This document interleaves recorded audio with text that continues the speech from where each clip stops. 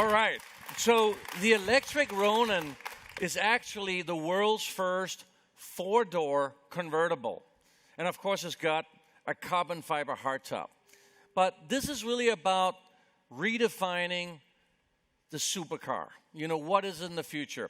We want the ultimate driving experience. We wanted a new type of luxury. So we are working on an interior which completely will redefine luxury.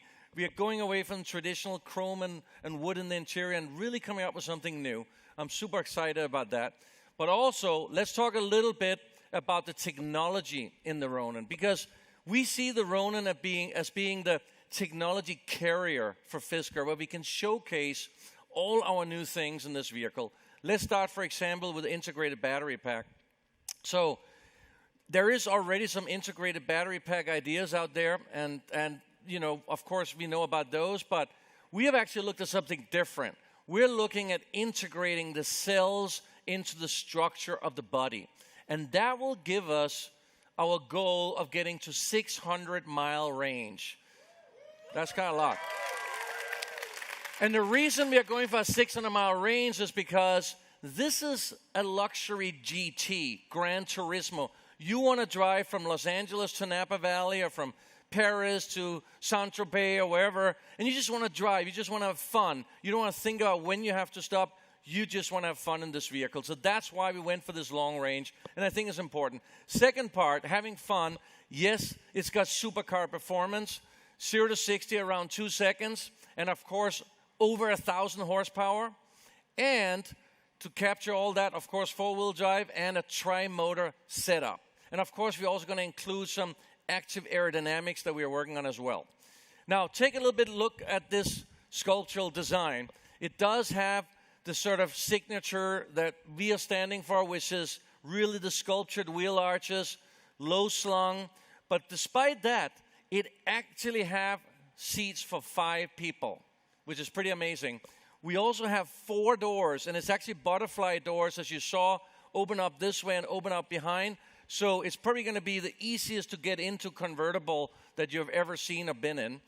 And of course, finally, I think the reason we are showing this car, and the reason we are building it, of course, we want it to be the top of the brand, but we're also using some of these design cues on this vehicle. For example, this new layout of the front headlamps. You're going to see that in some other cars today. It kind of will be sort of a trademark of Fisker.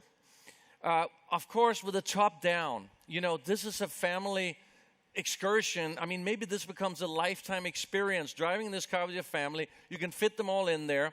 And it's a true sports car, it's a true open car. And of course, when you close it, it becomes a sports sedan, which is kind of cool as well.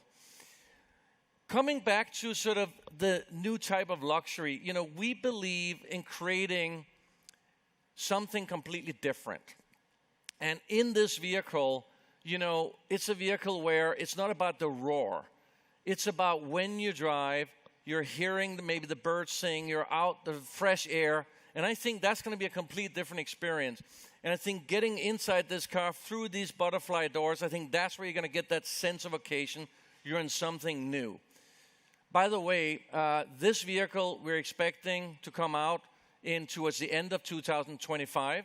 Now, I know I said I love those Frankenheimer film with the car chases. Of course, now it's not about, like I mentioned, the roar of the engine. It's really about enjoying nature and enjoying a vehicle like that without necessarily relying on an engine noise. So that's the dream. That's the Ronin.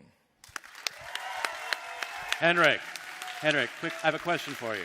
Actually, I have 2 questions. Did you say 1,000 horsepower? 1,000 horsepower. All right, yeah. So I've always wanted to ask this. What do you do with 1,000 horsepower? Like, what, in a car like this, give me an example of like how 1,000 horsepower would come in handy. I mean, I think there's many normal examples of that. For example, let's say you're driving the Autobahn in Germany, Sure. and you're chasing an international, you know, criminal syndicate. Okay. You want to get out of there fast. And I've also seen that happen in Paris, by the way. Right. So that can happen to you, and then Right. you need the 1,000 horsepower. It's like a real-world example. It's I a feel real-world like that. example. Okay, no, right perfect. there. I got it.